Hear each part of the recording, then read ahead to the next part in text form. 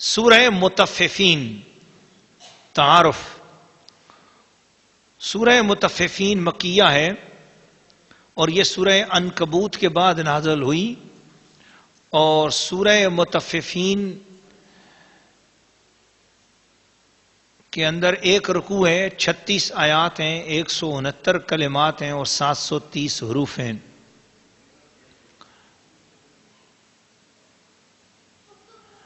جب نبی اکرم صلی اللہ تعالی علیہ وسلم ہجرت فرما کر مدینہ طیبہ میں تشریف لے آئے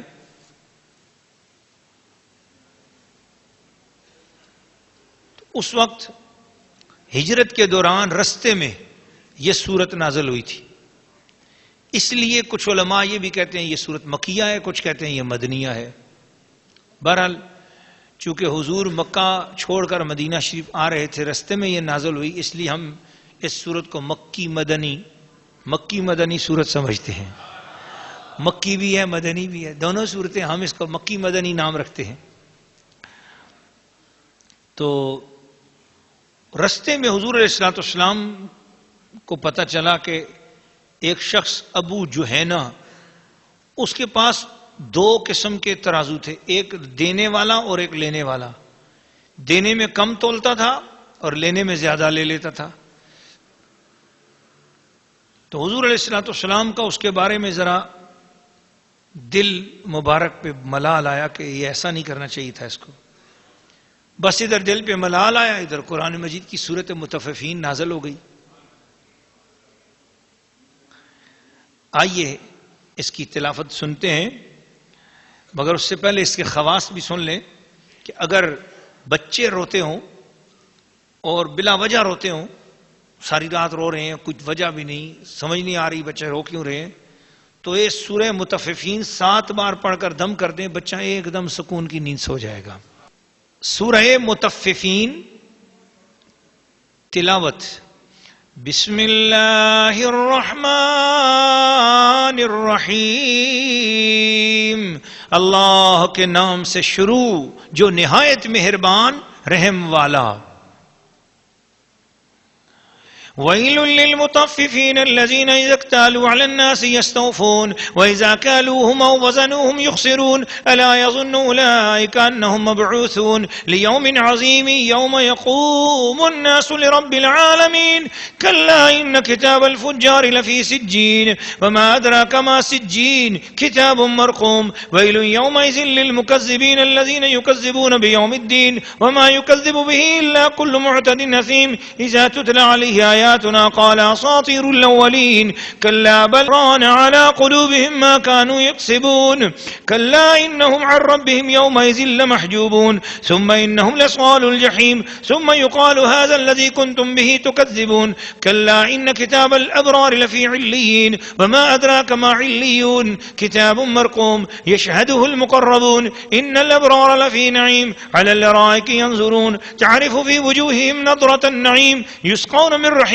مختوم ختامه مسك وفي ذلك فليتنافس المتنافسون ومزاجه من تسنيم عينا يشرب بها المقربون إن الذين أجرموا كانوا من الذين آمنوا يضحكون وإذا مروا بهم يتغامزون وإذا انقلبوا إلى أهلهم انقلبوا فكهين وإذا رأوهم قالوا إن هؤلاء لضالون وما أرسلوا عليهم حافظين فاليوم الذين آمنوا من الكفار يضحكون على الأرائك ينظرون هل ثوب الكفار ما كانوا يفعلون.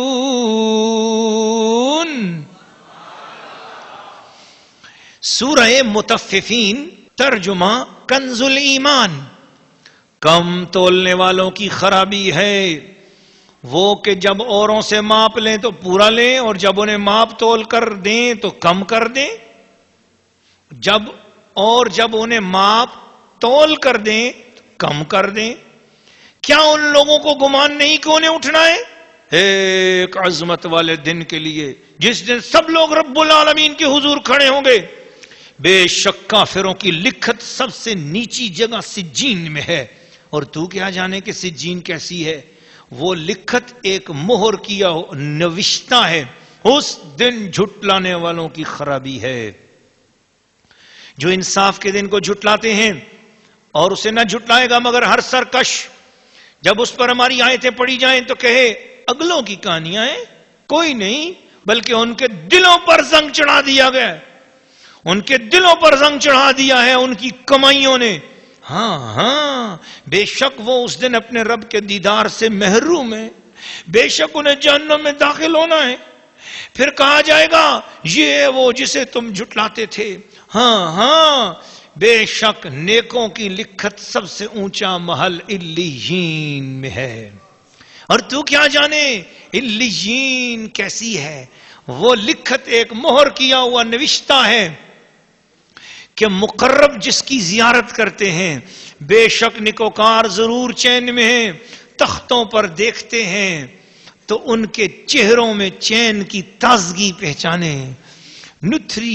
نتھری شراب پلائے جائیں گے جو مہر کی ہوئی رکھی ہے، اس کی مہر مشک پر ہے اور اسی پر چاہیے کہ للچائیں للچانے والے، اور اس کی ملونی تسنیم سے ہے وہ چشمہ جس سے مقربان بارگاہ پیتے ہیں. بے شک مجرم لوگ ایمان والوں سے ہنسا کرتے تھے اور جب وہ ان پر گزرتے تو یہ آپس میں ان پر آنکھوں سے اشارے کرتے تھے، اور جب اپنے گھر پلٹتے تو خوشیاں کرتے پلٹتے تھے، اور جب مسلمانوں کو دیکھتے تو کہتے یہ بے شک یہ لوگ تو بہکے ہوئے ہیں اور یہ کچھ ان پر نگہبان بنا کر نہ بھیجے گئے تھے. تو آج ایمان والے کافروں سے ہنستے ہیں، تختوں پر بیٹھے دیکھتے ہیں. کیوں؟ کچھ بدلہ ملا کافروں کو اپنے کیے کا. سورہ المطففین تفسیر. ناظرین و ناظرات، آپ نے بہت، چونکہ اس کی ابتدائی گفتگو بھی آپ کو میں سمجھا چکا تھا اس لیے آپ نے غور کیا ہوگا. بہت آسان گفتگو قیامت کے حوالے سے اللہ پاک نے ان لوگوں کا ذکر بھی کیا جو لوگ ناپ تول میں کمی کرتے ہیں. قیامت والے دن ان کو سب سے گھٹیا درجے میں رکھا جائے گا دوزخ کے اندر بھی، جو لوگوں کے ساتھ ناپ تول میں کمی کرتے ہیں. آپ کو میں نے بتایا ہے اس کے شان نزول میں کہ مدینہ شریف آتے ہوئے رستے میں یہ سورت مبارک نازل ہوئی. حضور جنگلوں میں سے گزر رہے ہیں، ناپ تول میں کمی والوں کے حوالے سے آیت نازل ہو رہی ہے. اس کا مطلب یہ ہے کہ محبوب گزر تو جنگل میں رہا ہے لیکن شہر بھی اس کی نظر میں ہے. اور یہ بھی بات کہ یہ میرا محبوب کوئی جنگلوں میں عبادت گاہیں بنانے کے لیے نہیں آیا کہ جنگلوں میں عبادت گاہیں بنا کر وہیں پر رہو. نہیں، شہروں میں رہو، مارکیٹ میں رہو. میرے محمد کا دین اسلام صرف چرچوں کی حد تک رہنے والے مذہب عیسائیت کی طرح بھی نہیں ہے، اور بالکل بدھ مت کی طرح جنگلوں میں چلے جانے والا دین بھی نہیں ہے. میرے مصطفیٰ کا دین ترازو کے پاس بیٹھ کر اچھے طریقے سے تول کر اللہ کے محبوب کے قانون پر عمل کرو تو مارکیٹ میں رہ کر بھی اللہ کے ولی بن سکتے ہو. یہ بتایا گیا. اس صورت کا خلاصہ یہ ہے. اور پھر جب تم اللہ کے ولی بن جاؤ گے تو پھر کیا ہوگا؟ آج جو تمہارے سے ہنستے ہیں کیا ہوا؟ غریب ہو جائے گا. ہاں صحیح تولے گا تو کیسے بچے گا؟ چیزیں مہنگی ہو جاتی ہیں، ٹیکس تجھے دینا پڑے گا، مر جائے گا، مر جائے گی. بزنس کرنے والی عورتوں کو ڈرایا جاتا ہے، سود کے بغیر گزارا نہیں بنے گا. حرام کی طرف ان کی توجہ متوجہ کی جاتی ہے. فرمایا خبردار، ویل للمطففین، خرابی اس کی ہے جو کم تولے. دوسروں کو آپ خبردار پورا تول کر دو، پورا تول کر لو، لیکن یاد رکھنا ایک دن ہے جس دن اٹھو گے. آج پورا تولو نا، کل تمہیں پورا نوازا بھی جائے گا. اور آج کم تولو گے نا تو کل تمہاری نیکیوں کا وزن بھی کم ہو جائے گا، گناہوں کا وزن زیادہ ہو جائے گا. جس کسی دکاندار نے، میں تو دکاندار کا لفظ بول رہا ہوں لیکن بزنس میں آج تو اور بہت وسیع معنی ہو چکا ہے. اب تو بزنس کارڈز کے ذریعے ہوتا ہے. اے ٹی ایم کارڈز ہیں، ویزا کارڈز ہیں، اور بزنس کارڈز ہیں، اور پرچیزنگ کارڈز ہیں، اور پھر اس کے علاوہ اور انٹرنیٹ کے ذریعے خرید و فروخت ہے. اور ای بزنس بڑھتا چلا جا رہا ہے. ای بزنس اور اس حد تک بزنس بڑھ گیا ہے کہ اب امریکہ کی مارکیٹ میں اگر کوئی چیز کسی چیز کا ریٹ معلوم کرنا ہے تو 1 سیکنڈ کے اندر آپ کے موبائل پر اس چیز کا ریٹ، اس مارکیٹ، اس بازار، اس دکان کی آپ کو ہر بات کا علم ہزاروں سینکڑوں میل دور، لاکھوں میل دور آپ کو پتہ چل جائے گی وہ بات. تو آج بزنس کے بہت سارے ٹرمینالوجیز بالکل نئی ہو چکی ہیں. لیکن کتنا بھی بزنس نیا ہو جائے، کتنا بھی بزنس جدید ہو جائے، میرے قرآن کی آیات اس کے ساتھ رہنمائی کرنے کے لیے موجود ہے. بس بزنس میں یاد رکھنا کسی دوسرے کے ساتھ ناانصافی نہ ہو، تمہارے ہاتھوں سے کسی کو نقصان نہ پہنچے. التاجر الصدوق الامین، اللہ کے رسول نے فرمایا وہ تاجر جو سچا ہو اور امانت دار ہو، قیامت والے دن اس کے لیے مسند بچھائے گی. کہاں؟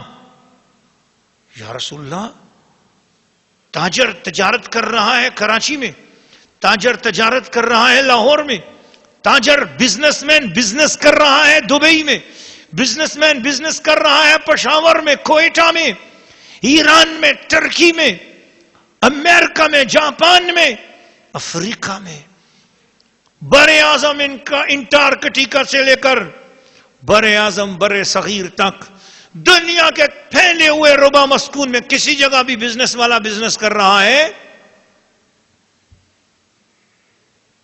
اس نے بزنس کیا اور حلال کیا، سچا بزنس کیا، کسی کے ساتھ دھوکہ نہیں کیا، فراڈ نہیں کیا، کسی کا پیسہ نہیں مارا، سچے طریقے سے بزنس کیا. میں نے ایسے ایک بزنس مین کی زیارت کی ہے الحمدللہ. میں نے اسے دیکھا، اس کے بزنس کے سارے معاملات کو غور سے دیکھا، اس کے زکوٰۃ کے شیڈول کو معلوم کیا، اس کے صدقات کے شیڈول کو معلوم کیا، اس کے بال بچوں کے معاملات کو شیڈول معلوم کیا. تو دیکھنے کے بعد میرے دل نے گواہی دے دی کہ اس حدیث شریف کا فیض اس کو ملے گا. اور میں سنا رہا ہوں وہ حدیث شریف دنیا بھر میں سننے والوں، اس لیے حدیث شریف سنا رہا ہوں، اور اس سورت کی تفسیر شریف کے اندر یہ حدیث سنا کر تاکہ آپ کو پتا چلے کہ اس حدیث کا فیض کیا ہے، اور شاید آپ بھی اس طریقے سے سیدھے طریقے سے بزنس پہ آ جاؤ، ناجائز منافع خوری سے بچ جاؤ. جو اللہ تعالیٰ دے رہا ہے اس پر شکر ادا کرو. نہیں، انشاءاللہ نہیں، تمہارے ہاں بے برکتی نہیں ہوگی، برکت ہی برکت ہوگی. ایک اچھے طریقے سے بزنس کرو، شریعت کے طریقے کے مطابق بزنس کرو، کسی کو دھوکہ نہ دو.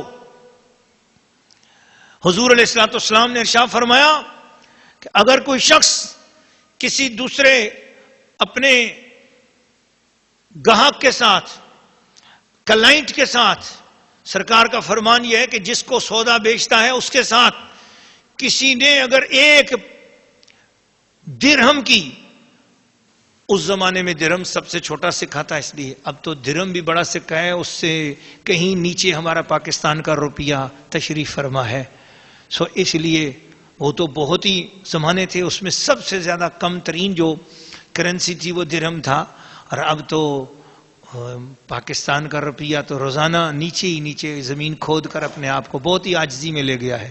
اللہ تعالیٰ ہمارے حکمرانوں کے اندر بھی ایسے فیصلے کرنے کی صلاحیت دے کہ وہ بلوچستان اور مدنیات جتنی بھی ہیں ان کا اللہ پاک مہربانی کرے تو پاکستانیوں کے ہاتھوں میں ہی اس کا سلسلہ ہو، اور اللہ ہمارے ملک کے تمام وسائل کی حفاظت فرمائے، اور ان کا ہاتھ بھی مسلمانوں کا ہی ہاتھ ہو، تاکہ ہماری یہ کرنسی جو ہے نا اس کو بھی عروج نصیب ہو. خیر یہ تو ایک دعا تھی. اب یہ جو کرنسی کا اتار چڑھاؤ ہے یہ بھی، اس کا تعلق بھی بزنس کے ساتھ ہے. تو فرمایا اگر کسی نے 1 درہم کی زیادتی کی، قیامت والے دن اس شخص کے گناہ اس دکاندار کو دے دیے جائیں گے، اور دکاندار کی نیکیاں اس خریدار کو دے دی جائیں گی. 1 درہم کیا چیز ہے؟ چوری ککھ کی ہو یا لکھ کی ہو برابر ہے. اس لیے ہمارے بزنس مین بھائیوں، یہ مت سمجھو کہ رسول اللہ صلی اللہ علیہ وسلم نے تمہیں صرف نماز روزے کی تعلیم دے دی تھی اور اس کے بعد چھوڑ دیا تھا. نا، میرے سرکار جب مکہ سے ہجرت کر کے مدینہ آ رہے تھے، اسلام کی سٹیٹس بننے والی تھی، ایک بہت بڑی سٹیٹ اسلام کی، اور اسلام کا ایک غلبہ ہونے والا تھا، ایک ملک بننے والا تھا. اس میں سب سے پہلے سورہ مطففین اس رستے میں نازل ہو کر بتایا جا رہا ہے کہ اسلام کا جو بزنس مین ہے نہ خود کسی کے ساتھ زیادتی کرتا ہے، نہ کوئی اس کے ساتھ زیادتی کرے، اور کوئی زیادتی کرے تو سہ لیتا ہے، بدلہ نہیں لیتا ہے، مگر وہ اپنے گاہک کے ساتھ نہایت امانت دار ہوتا ہے اور کبھی چیٹنگ نہیں کرتا ہے. یہ طریقہ ہے بزنس کا. محبت والو، پیار والو، عقیدت والو، چاہت والو، اللہ کے رسول نے، اللہ کے پیارے محبوب نے جو ہمیں طریقہ سکھایا وہ یہ ہے کہ آپ لوگ بزنس کرو، بزنس کی مارکیٹوں میں رہو. ایمان کے ساتھ جب بزنس کرے گا کوئی تاجر، میں نے جتنی حدیثوں میں یہ فضیلت پڑھی ہے، مجھے آج تک کسی اور کی ایسی فضیلت نظر نہیں آئی. امتی جب قیامت کے دن جمع ہوں گے، نیک لوگوں کی سواریاں چلائی جائیں گی، جاؤ اپنے محل میں چلے جاؤ، لیکن بزنس مین کو کہا جائے گا نہیں، رک جاؤ. حلال کی تجارت کرنے والا تاجر، التاجر الصدوق الامین مع الانبیاء والشہداء یوم القیامہ. اللہ کے پیارے محبوب صلی اللہ علیہ وسلم کی جانب، اور جہاں انبیاء ہوں گے ان کی جانب، شہداء کی جانب بہت بڑی بڑی مسندیں لگی ہوں گی. سارا میدان محشر سوچے گا یہ کن بزرگوں کے لیے یہ صوفے اور یہ زبردست قسم کی مسندیں سجی ہیں، اتنے معزز آدمی کون ہے؟ آواز آئے گی یہ معزز وہ تاجر ہیں جو امانت کے ساتھ تجارت کرتے تھے، آج اللہ نے ان کو انبیاء کے ساتھ ان کی کرسیاں بچھا دی ہیں، شہداء اور انبیاء کے ساتھ ان کا درجہ رکھا ہے.